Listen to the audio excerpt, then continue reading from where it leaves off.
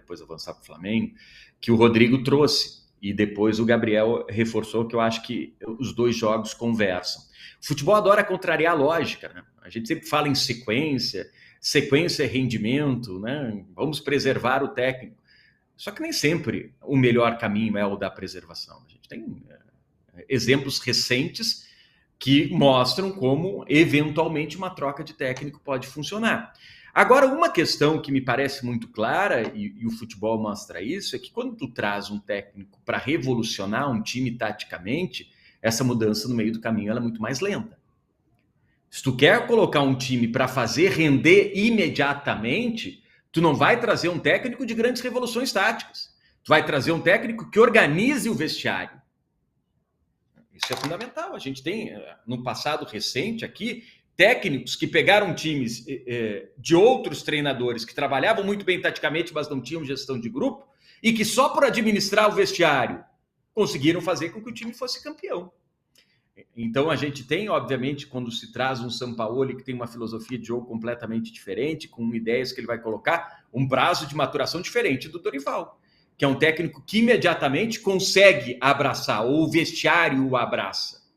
Então o desempenho é natural que apareça mais rapidamente. Então essa é uma questão que eu achei importante trazer em função do que o Rodrigo trouxe do início, em função do que o Gabriel colocou há pouco, né? Um São Paulo já rendendo muito mais, também porque é um técnico que consegue fazer com que aquele grupo que ele coloca em campo jogue no seu limite. O São Paulo hoje é um time de suor, de entrega, de dedicação.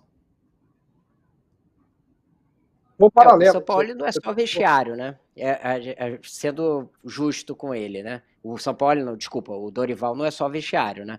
Ele dá uma ajeitada na casa, assim, a forma como ele ajeita, o Perecini falou, ele adapta os jogadores e tal, é bem feito. Ele é um bom técnico, taticamente, inclusive. É um cara que entende de futebol, adapta os jogadores dele.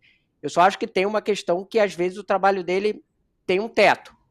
Ele faz muito bem essa arrumada de casa e transforma times bagunçados, como era o caso do Flamengo ano passado, e como acabou se tornando o São Paulo. Eu acho o Rogério até um técnico que tem qualidades, mas o São Paulo estava se transformando numa coisa meio amorfa, quando já estava no final da fase dele, né? E aí o Dorival está dando essa ajeitada. Ele tem essa característica, mas às vezes tem um teto. E aí tem um momento ali que não consegue ir além. Então eu acho ele muito bom técnico, mas tem, às vezes, acho que vai além do vestiário. Eu concordo plenamente com o Andrei quando ele fala que quando você traz um técnico para revolucionar, você vai pagar as dores ali da revolução, né? E tem um agravante, né, Rodrigo, Andrei, Alex? Essa revolução que leva um tempo, ela leva um tempo maior quando você joga 9 partidas em um mês. Porque qual é o momento que ele vai organizar essa revolução? O Flamengo foi para agora jogou Libertadores, daqui a pouco vem Copa do Brasil, pelo menos na Copa do Brasil não tem viagem, mas você joga numa quarta-feira, aí na quinta você já não treina, naturalmente você vai treinar na sexta, no sábado, se você tiver que viajar no Brasil, né, para um jogo do Campeonato Brasileiro, você vai viajar, senão você já vai ficar por ali, mas o treino de sábado já não é tão rigoroso ou intenso quanto o do domingo, quanto o de uma semana cheia. Joga no domingo, na segunda, de novo, regenerativo, terça, treininho de leve, para quarta, jogar de novo. Qual que é o momento em que você trabalha essa revolução? E o principal tem coisas que, digamos assim, são senso comum no Flamengo, no São Paulo. Tal jogador não vai render naquela função, já foi tentado antes. Isso aí tá claro que não vai dar certo. O treinador, ele precisa ver que não vai dar certo. E para ele ver que não vai dar certo, ele vai fazer aquilo uma vez, 2 vezes, 3 vezes, o pessoal vai ficar bravo com ele, aí ele vai olhar e falar, realmente não deu certo. No meu jeito, com o meu estilo, com as minhas ideias, sei lá, Gerson não pode jogar do jeito que eu quero. O Ayrton Lucas não pode jogar sem estar mais próximo da área adversária, construindo o jogo de trás. Não é o caso, eu estou só dando um exemplo.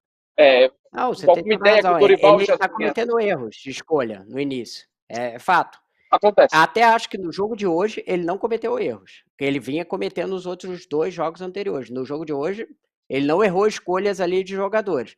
Mas, por exemplo, a insistência que ele tem com o Marinho, que é um jogador que não está rendendo.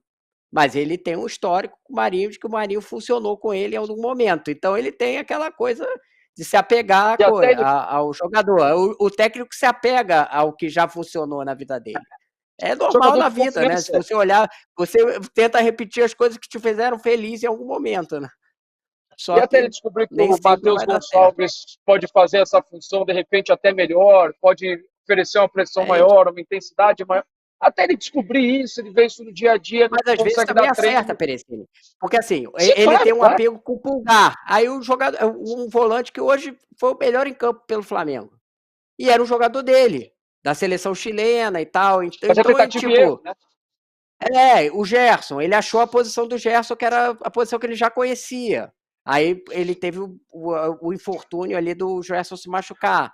Então, o apego mas você vai